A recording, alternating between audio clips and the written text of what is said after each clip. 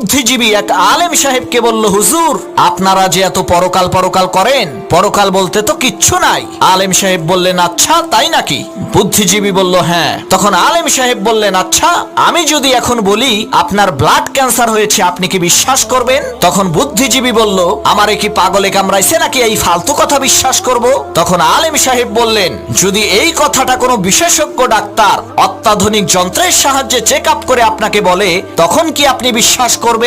বুদ্ধিজীবী বলল, অবশ্যই বিশ্বাস করব। তখন আলেম সাহেব বললেন, আপনি ডাক্তারের কথা বিশ্বাস করবেন, কারণ সে শরীরের বিশেষজ্ঞ, মানুষের দেহ সম্পর্কে সে ভালো জানে। তাহলে আলেমদের কথা বিশ্বাস করেন না কেন? তারাও তো আসমানি কিতাবের বিশেষজ্ঞ।